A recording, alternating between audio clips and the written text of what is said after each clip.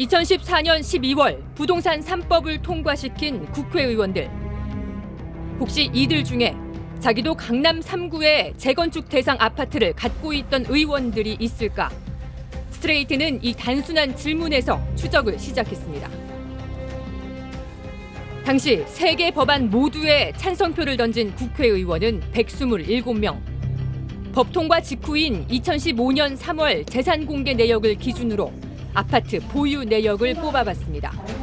그랬더니 강남 3구에 아파트를 갖고 있는 국회의원이 49명이나 됐습니다. 부동산 3법 통과로 강남 집값 상승에 직접적 이익을 본 의원들입니다. 새누리당이 44명으로 대다수였고 새정치민주연합이 5명이었습니다. 이들 중 특히 재건축 대상 아파트를 보유한 의원들을 추려봤습니다. 서울에서 재건축 대상이 되려면 지은 지 30년이 지나야 합니다. 모두 21명입니다. 경대수, 김동완, 김성찬, 김진태, 김회선, 유지영, 신경림, 신의진, 심윤조, 유승민, 윤영석, 윤재호, 이노근, 이만우, 이상일, 이완영, 이한성, 이현승, 장윤석, 주호영, 한기호, 전원 새누리당입니다. 이들은 얼마나 시세 차익을 봤을까? 21명 가운데 이번 21대 국회에도 입성에 성공한 현역 의원들만 추렸더니 4명입니다. 먼저 미래통합당 윤영석 의원. 강남 개포 주공 2단지 아파트를 가지고 있었는데 부동산 3법 표결 당시 이미 재건축 사업 승인 인가를 받은 상태였습니다. 이 아파트는 그 사이 재건축을 마치고 레미안 블랙스티지 133제곱미터로 바뀌었습니다. 부동산 3법 통과 직전에 9억 1천만 원이었는데 지금은 28억 원이 됐습니다. 3배 폭등한 겁니다. 미래통합당 이현승 의원. 당시 재건축 추진 중이던 신반포 한신 3차 117제곱미터를 갖고 있었습니다. 현재 레미안 원베일리라는 아파트로 재건축 중입니다. 부동산 3법 통과 이전에 10억 8천만 원이었는데 이 아파트는 현재 27억 원. 역시 2.5배나 올랐습니다. 이현승 의원은 이것 말고도 반포에 아파트 한 채가 더 있습니다. 반포 미도 2차 92제곱미터. 이 아파트도 5억 8천만 원에서 16억 5천만 원으로 3배 가까이 뛰었습니다. 이 의원은 지금 국회 국토위 소속입니다. 미래통합당 윤재옥 의원. 송파구 오금동 현대아파트 152제곱미터를 갖고 있습니다. 부동산 3법 통과 당시 재건축을 추진 중이었습니다. 2014년 8억 3천만 원이었는데 현재는 15억 원, 2배 가까이 올랐습니다. 마지막으로 눈에 띄는 인물이 있습니다. 현재 미래통합당 원내대표인 주호영 의원입니다. 주 원내대표는 집값 폭등의 책임이 문재인 대통령에게 있다고 연일 공격을 이어가고 있습니다. 우리 서민들은 열심히 벌어서 내 집 한 채 장만하는 것이 평생의 꿈인데 집값은 급등하고 대출은 막아놓으니 이생진망이라고 절규하고 있는 것 아니겠습니까? 어렵사리 내 집 한 채 마련하니 이제는 종부세와 재산세 폭탄을 퍼부을 뿐만 아니라 양도세마저도 인상하겠다고 하니 도대체 이 나라에서는 집 가진 것이 죄입니까? 주호영 원내대표는 부동산 3법에 찬성표를 던질 당시 반포 주공 1단지 140제곱미터를 갖고 있었습니다. 현재 재건축이 진행 중인데 5층짜리 아파트가 최고 35층으로 탈바꿈될 예정입니다. 사업비 10조 원으로 단군 이래 최대 재건축 사업이라 할 정도로 가장 뜨거운 곳인데 2017년 관리처분 인가를 받아 부동산 3법의 특혜에 마지막으로 올라탔습니다. 2014년 이미 22억 원이었는데 현재 시세는 무려 45억 원, 20억 원 넘게 올랐습니다. 주호영 대표는 게다가 부동산 3법의 특혜로 새 아파트 2채를 분양받게 됩니다. 엄청난 초과 이익에 대한 환수도 한 푼도 하지 않아도 됩니다. 자기가 찬성표를 던진 법으로 큰 이익을 본 셈입니다. 재건축 대상은 아니지만 강남 3구의 아파트를 소유해 주변 집값 폭등에 직접 이익을 본 의원들도 28명이나 됩니다. 새누리당 23명, 민주당 5명입니다.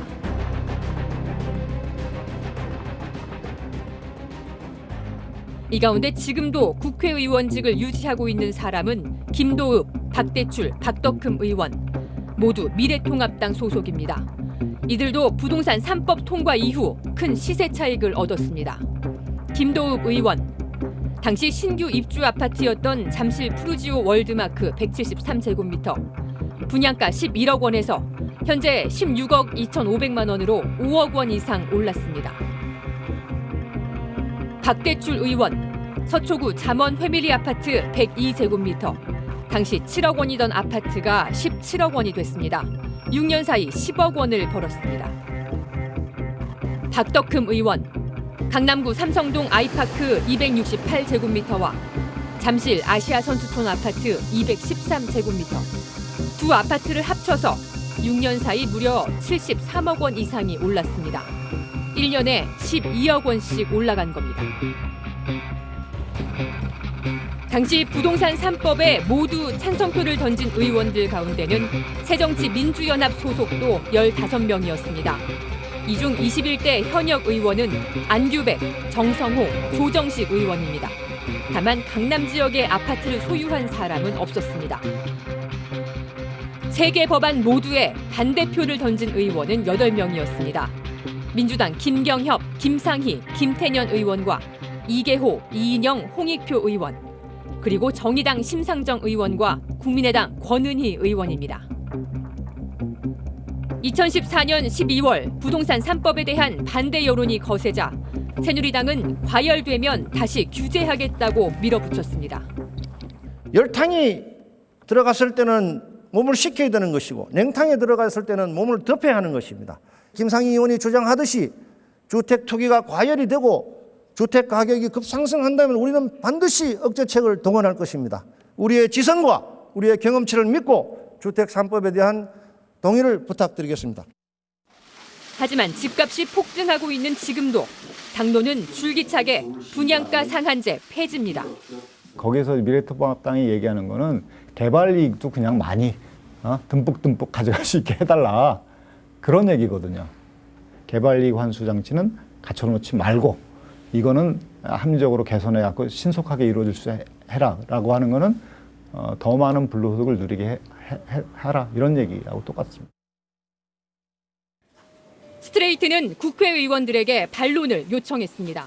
먼저 주호영 미래통합당 원내대표, 부동산 3법에 찬성표를 던진 이유에 대해 분양가 상한제는 공급이 줄어들어 오히려 집값이 오르는 제도라고 말했습니다. 또 집 한 채 있는 게 뭐가 문제냐며 MBC의 취재에 응하지 않겠다고 말했습니다. 윤재욱 의원은 억울하다, 사익을 추구한 투표가 아니었고 양당이 합의한 법안이라 그냥 찬성했다고 말했습니다. 윤영석 의원은 자신은 1주택자라고 강조했고 나머지 의원들은 전화를 받지 않고 문자에도 답을 주지 않았습니다. 정말 기가 막히네요. 국민의 대표라는 국회의원들이 저런 법안 통과시켜 놓고 톡톡히 이익을 챙겼습니다. 네, 물론 강남 재건축 아파트를 갖고 있다고 해서 자기 이익을 위해서 부동산 3법을 통과시켰다라고 단정할 수는 없습니다. 하지만 결과적으로 자기 재산에 큰 이익이 나는 법안을 자기 손으로 통과시킨 것은 분명한 사실입니다. 건설사도 참 돈을 많이 벌었을 것 같아요. 네. 큰 재건축 단지는 사업 규모가 1조 원? 뭐 이렇게 넘어가던데요. 네, 만약 분양가 상한제가 쭉 이어져 왔다면 그렇게 큰 돈을 벌기 어려웠을 겁니다. 지금부터는 재벌 건설사들이 낀 이른바 건설 마피아들의 얘기를 보시겠습니다. 분양가 상한제는 1977년 박정희 정권이 처음 도입했습니다. 건설사의 자금 조달을 돕기 위해 세계에서 유일하게 선분양 제도를 허용하는 대신 정부가 분양가의 상한선을 묶었습니다. 당시 분양가 상한은 평당 55만 원이었습니다. 덕분에 대규모 주택 공급이 가능했고 사람들은 싼 값에 내 집을 마련할 수 있었습니다. 그러다 1998년 분양가 상한제가 폐지됩니다. IMF 외환 위기로 경기 활성화가 시급해진 정부가 분양가를 풀었습니다. 그 결과 집값이 폭등하기 시작했습니다. 건설사들이 마음대로 가격을 정하게 해주자 강남을 중심으로 묻지마 고분양가 아파트가 속출했습니다. 2002년 3억 원대였던 강남 음마 아파트는 5년 만에 3배 올라 2007년 10억 원이 됐습니다. 결국 노무현 정부가 2007년 4월 분양가 상한제를 다시 도입했습니다. 그 효과는 이명박 정부에서 톡톡히 나타났습니다. 2008년 글로벌 금융위기 여파가 지나간 뒤에도 집값은 계속 안정됐습니다. 그러자 이명박 정부는 건설 경기 부양을 위해 각종 규제 완화를 쏟아내기 시작했습니다. 종부세 대폭 인하, 부동산 담보대출 규제 완화에 이어 급기야 집권 마지막 해에는 분양가 상한제 폐지를 들고 나왔습니다. 시장 과열기에 어울리는 제도였으나 시장이 안정된 현 상황에서는 시장 왜곡을 야기할 지나친 규제로 판단되어 당시에는 야당의 반대로 무산됐지만 2년 뒤인 2014년 결국 박근혜 정부 때 폐지됩니다. 서울 집값은 거짓말처럼 다시 오르기 시작했습니다. 결국 지금의 집값 폭등은 당시 상한제 폐지의 후폭풍인 셈입니다. 이렇게 집값은 분양가 상한제와 밀접합니다.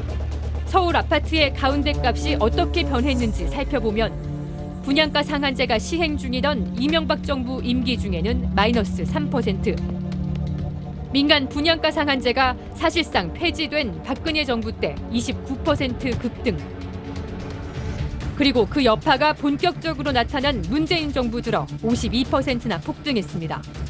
하지만 그래프가 상승하기 시작하는 시점은 정확히 분양가 상한제 폐지 직후인 2015년부터입니다. 집값 안정에 가장 강력한 효과를 보이는 분양가 상한제. 누가 왜 폐지한 걸까? 다시 2014년 12월 국회입니다. 본회의를 닷새 앞두고 열린 국토교통위원회. 여당이던 새누리당 이우현 의원이 분양가 상한제 때문에 건설사들의 생존이 위협받고 있다고 주장합니다. 국토부 장관도 맞장구를 칩니다. 대한민국 건설업계가 그동안 한 7, 8년 동안 아마 유지를 겨우겨우 해오고 있는 걸로 알고 있습니다. 네, 그런 측면이 있습니다. 지금 대형 건설사가 부도가 난다고 할 때 한 10만 명에서 20만 명 일자리가 잃는데 오늘 여야가 좀 원만하게 이 국민이 기대하는 이런 부동산 3법이 잘 처리되기를 좀 바라면서. 건설사들이 생존 위기를 겪고 있다는 주장. 정말 그랬을까? 통계청의 연간 국내 건설 수주액 자료를 찾아봤습니다. 2005년까지 100조 아래에 머물던 수주액은 2006년 100조 원을 넘어서더니 2007년 128조 원으로 사상 최대치를 기록했다가 조금 줄어 매년 100조 원 정도를 기록하고 있었습니다. 게다가 해외 수주는 2014년 70조 원으로 사상 최대 호황이었습니다. 그런데도 국회의원과 국토부 장관이 건설사 생존을 걱정해 준 겁니다. 부동산 3법이 개정되자 단군 이래 최대 규모의 건설사 돈잔치가 시작됐습니다. 강남 재건축은 건설사들에게 황금알을 낳는 거위였습니다. 치열한 수주 경쟁이 벌어졌습니다. 건설사들의 수주액은 단 1년 만에 47% 폭등했습니다. 특히 민간 부문이 70%나 올랐습니다. 분양가 상한제 폐지 이후 건설사 수주액은 매년 160조 원을 기록 중입니다. 그래서 건설사들과 국토부 관료들 그리고 정치인들 사이의 끈끈한 커넥션, 이른바 건설 마피아가 다시 주목받고 있습니다. 관료들은 왜 그런 분양가 상한제를 싫어하느냐? 관료들은 서민들을 만나지 않습니다. 관료들은 사업자, 하나의 개발로 인해서 서로 먹이사슬이 돼 있는 분들과 더 긴밀하게 접촉할 수밖에 없는 위치에 계신 분들입니다. 저러니까 건설 마피아라는 말이 자꾸 나오는 거 아닌가 싶습니다. 집값을 잡으려면 정책을 일관성 있게 쭉 밀고 나가는 게 중요한 것 같은데요. 그런 점에서 현 정부도 분명히 책임이 있는 것 같습니다. 책임 당연히 있습니다. 실책이 한두 가지가 아닙니다. 특히 더 결정적인 실책은요. 임대사업자들에 대한 세금 혜택을 막대하게 줬다는 겁니다. 박근혜 정부가 분양가 상한제 폐지로 집값 폭등에 불을 붙였다면 문재인 정부는 여기에 기름을 들이부은 셈입니다. 주택 임대사업자 혜택을 투기 세력들이 어떻게 악용했는지 보시겠습니다. 2017년 12월 정부는 임대주택 사업자에게 파격적인 세금 혜택을 준다고 발표했습니다. 취지는 좋았습니다. 대다수 세입자들은 소위 전월세 난민이 된 지 오래입니다. 서민을 위한 최우선 민생 대책이 주거 안정일 수밖에 없는 이유입니다. 일반 임대주택은 집주인 마음대로 전셋값을 올릴 수 있지만 임대사업자로 등록하면 인상폭이 연 5%로 제한됩니다. 그러니 임대주택 사업자 등록을 양성화해 전월세 가격을 안정시키겠다는 취지였습니다. 그런데 혜택이 너무 컸습니다. 우선 취득세와 재산세를 감면했고 종합부동산세도 빼줬습니다. 그중에서도 핵심은 양도소득세를 대폭 깎아준 겁니다. 서울에서 다주택자가 집을 팔아 시세 차익을 남기면 원래는 양도세로 50%를 내야 했습니다. 그런데 주택임대사업자로 등록하고 8년만 임대하면 양도세를 거의 다 면제해 준 겁니다. 집을 10채 갖고 있든 100채 갖고 있든 시세 차익을 고스란히 보장해 준 정책. 다주택자들이 오히려 1주택자보다 훨씬 큰 혜택을 보는 이상한 정책이었습니다. 부작용은 심각했습니다. 투기꾼들의 주택 사재기가 시작됐습니다.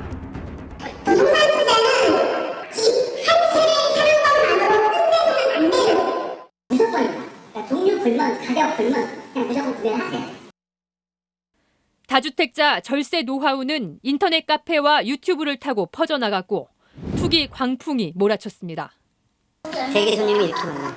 계약금 1억 넣었어요. 나오면 무조건. 너도 나도 돈을 싸들고 서울로 몰려들었습니다. 서울 용산의 59제곱미터 소형 아파트가 한 달에 1억 원씩 꼈습니다. 이분도 판교거 패고 여기 사신 거예요. 또 이분도 여기 충남. 이분은 집도 안 보고 샀어요.